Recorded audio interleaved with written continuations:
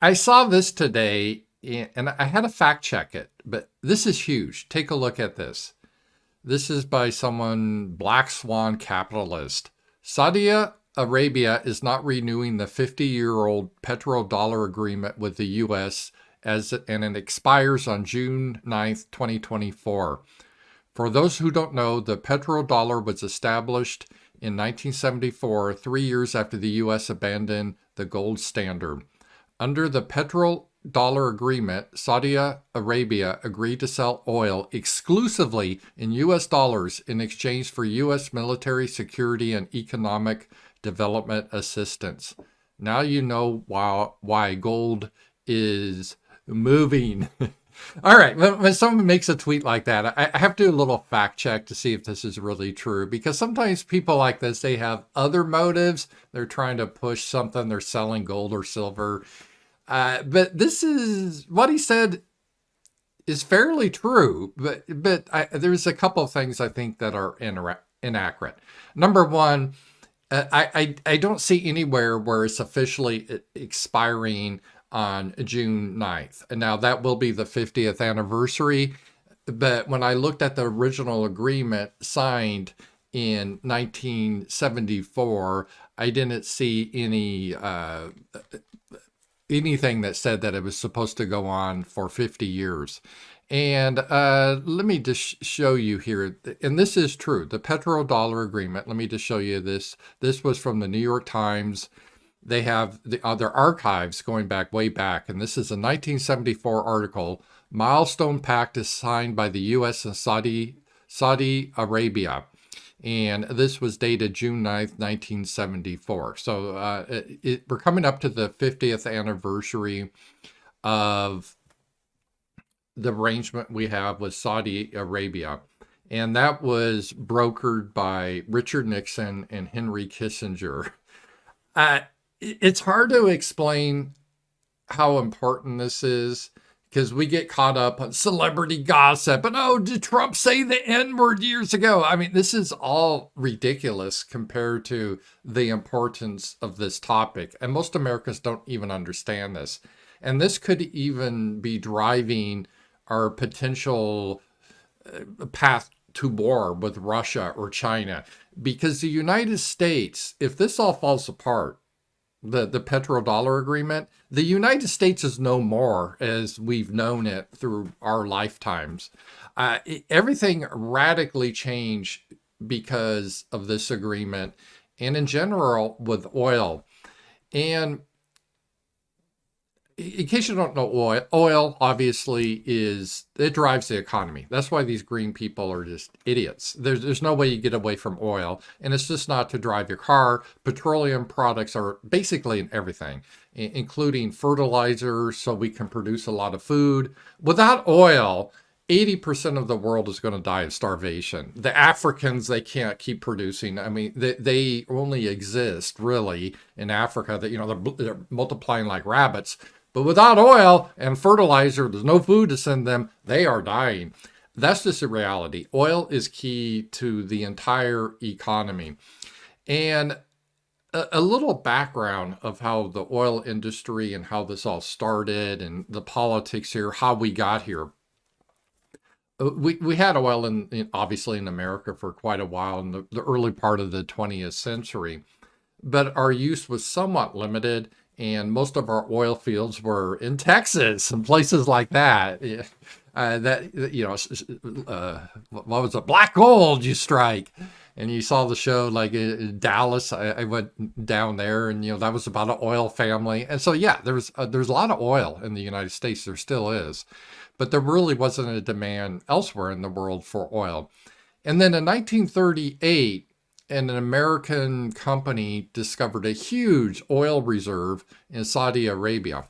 And obviously, at this time, Saudi Arabia, they were like desert tribes. They were very primitive people. They didn't have the technology or know-how to create an oil industry. So the people that discovered the oil and built the industry were Americans, specifically white Americans, specifically white male Americans, went over there and they're like, okay, we're going to develop your oil industry. You got a shitload of oil, and they paid contracts to get the oil. But obviously, then that created a long-term problem because the people of those countries are like, well, wait a minute, this is our oil. This is this is in our lands. And we're like, yeah, but you wouldn't have even known that if it wasn't for us. You wouldn't know how to get it out of the ground if it wasn't for our know-how. And so it created a lot of tension there. And because of that tension, in 1960, OPEC was founded, and that stands for the Organization of Petroleum Exporting Countries, OPEC. And it was led by Saudi Arabia. They led that. And the reason they did that is a sense of nationalism of these Arab states, like, hey, we don't want the Westerners to come in here and drive our countries, because we were. And to be fair, we were like, well, we're making you rich. You don't know how to do this shit. If it wasn't for us, you'd still be riding a camel instead of a Mercedes, right? So you should be grateful. But they're, no, this is our oil. We need to nationalize it. So there was a lot of conflict there. And then this really came to the head in 1973. Our best little friends in the Middle East, some things never changed. They decided that there's more trouble they were stirring up, and Israel got into the Yom Kippur War. And because of this war, the Arab countries led by the Saudi Arabia, they announced an oil embargo on the United States, because even back then we were funding Israel in their wars. And while we had oil in the United States, this really hurt America. And I remember this in the 70s, there were gas shortages. People had to line up at the gas station, and it was very politically not popular what was happening. And Nixon was getting a lot of pushback for this. And we were basically in turmoil here. And so what happened then is Nixon, at the time, we were on the gold standard. That's what backed the dollar. So your dollar could be exchanged for gold.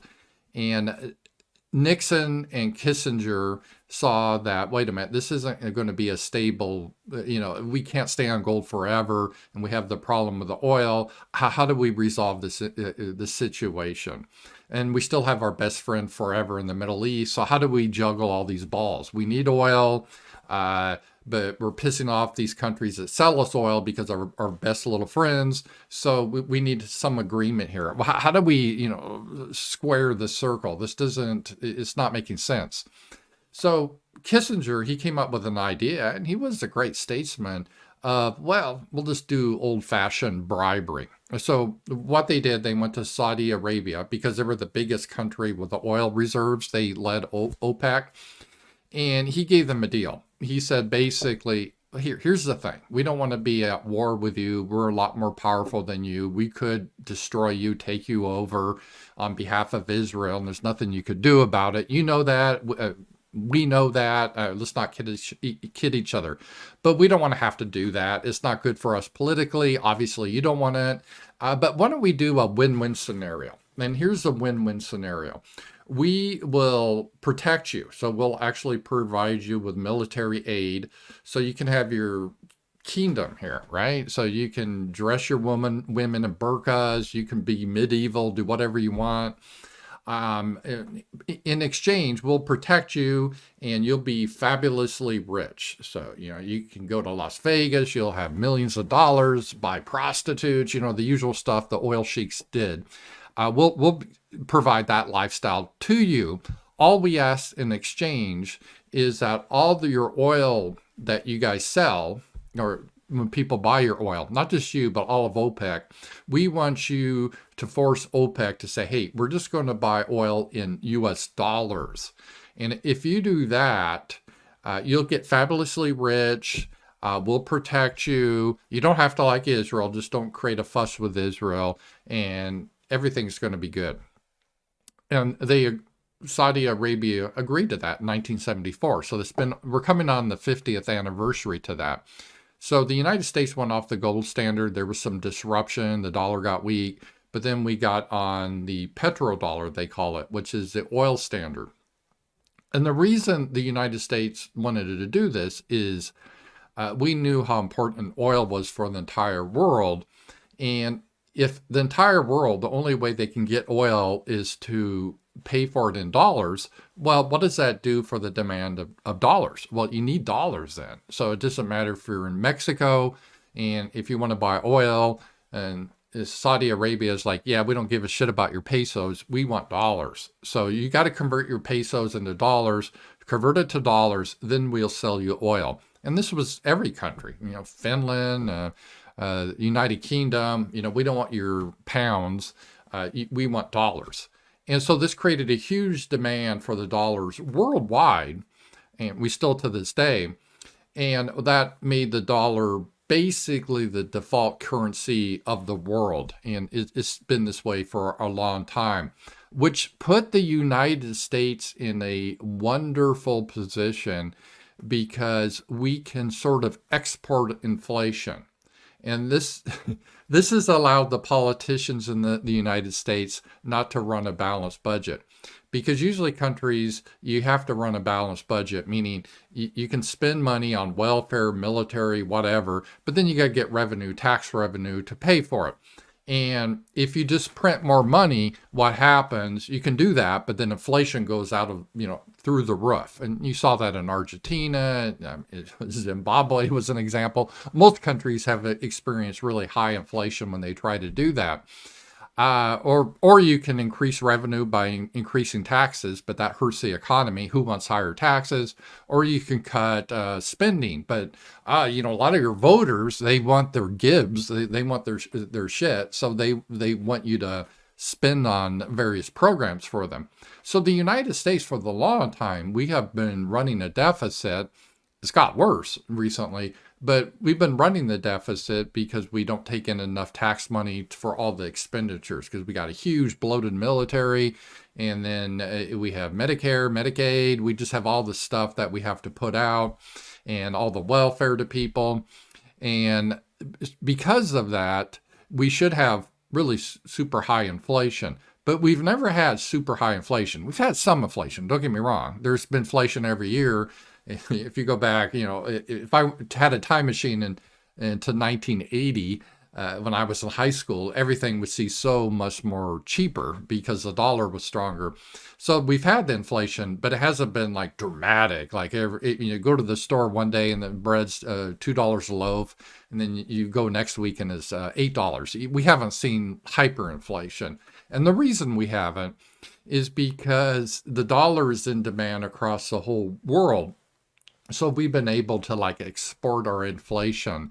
So it has put the United States in a really great position of not having to worry about balanced budgets and, the deficits don't matter type of theme a lot of politicians started to say. So that was the arrangement that we went forward for the past 50 years that allowed us to have this huge military, all this welfare, all these gibs, all these people pouring in. Oh yeah, take all this money, no worries, and still not having super high taxes that would destroy the economy. It's because of the petrodollar system. But that could be coming to an end. And it's not officially at an end. I have not seen where Saudi Arabia said, yeah, we are abandoning that. And it's not, June 9th of this year that somehow officially comes to the end. I think that's kind of fake news that guy reported. But recently, here's an example. Saudi Arabia considering accepting yuan, that's the Chinese currency, instead of dollars for Chinese oil sales. And this goes back in 2022, I believe, they started to do these talks. And last year, these talks have increased, 2023. And so I think Saudi Arabia has already pretty much indicated. I don't know if they're doing it yet. I haven't seen it.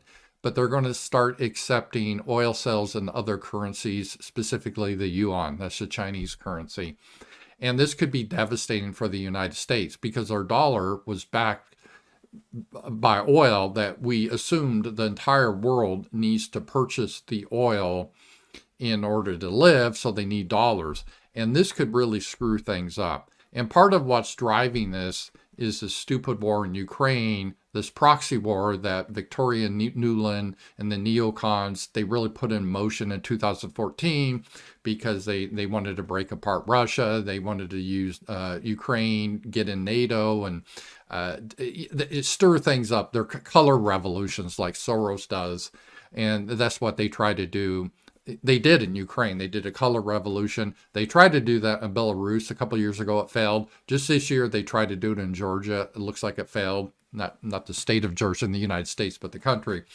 And so they're trying to do this because the goal is to break apart Russia. There are a lot of ethnic hatreds from years ago. There's a lot of reasons for that.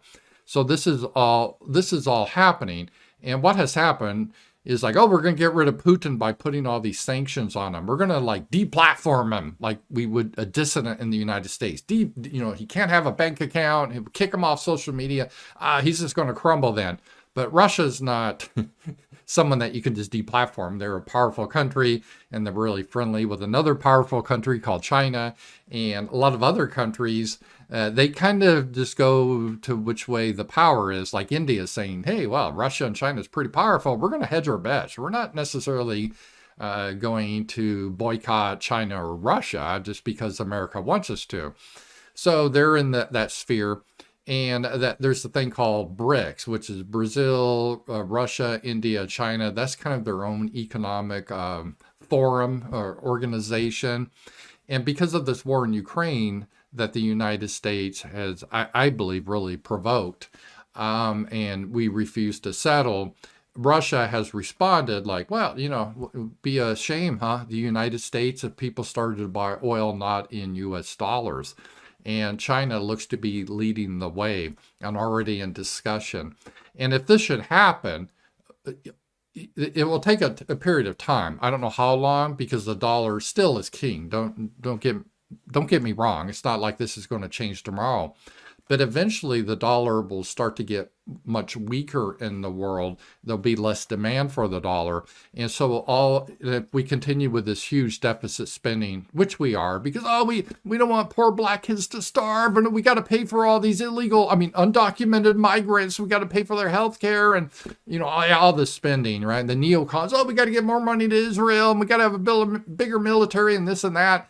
And then there's the question, okay, well, we're either going to have to raise taxes dramatically, and no, not just on the rich, but everyone, and that will crash the economy, or we got to cut off spending, but that's not going to happen because that's the voters, or we can continue to try to borrow money. But in this situation, if the dollar's no longer based on oil, we're going to experience huge inflation. So this is the situation we're in.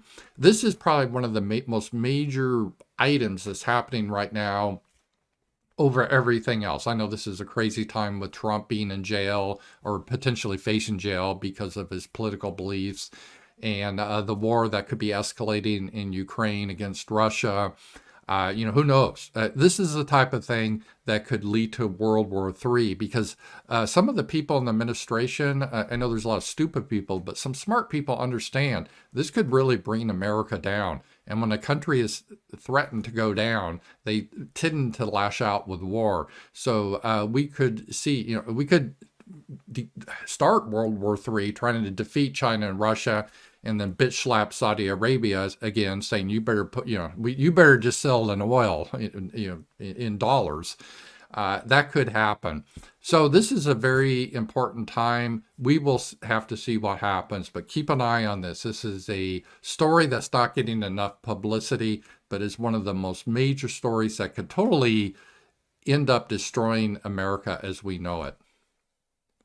Thank you guys, and I'll talk to you later.